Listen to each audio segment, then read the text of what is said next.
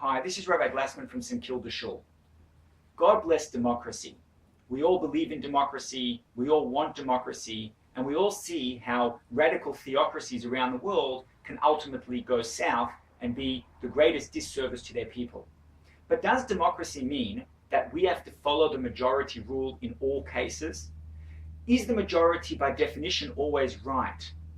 If we trace back history just a few decades, in one of the darkest moments of our people's history, the vast majority of Germans at the time thought that the mass slaughter of our people was not only justified, but with some sort of ethnic cleansing to make the world a better place. Yes, the silent majority were indeed a majority within Germany, but they were dead wrong.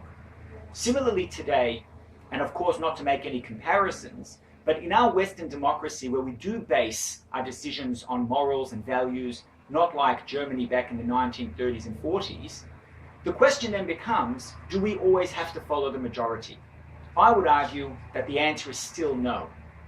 In this week's Parshah, 12 spies were sent to the land of Israel to check out whether it was worth investigating or whether it was worth invading. 10 of the 12 spies came back with very negative reports, but 2, Joshua and Caleb, came back with positive reports. Ultimately, who was right? It was Joshua and Caleb. They had belief in God that they'd be able to overcome the inhabitants of Canaan in the land of Israel. The other 10, albeit the majority, were wrong.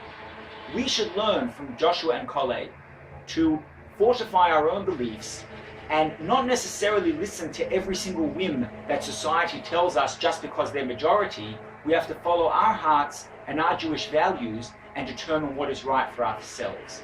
With that, I wish you a wonderful Shabbat.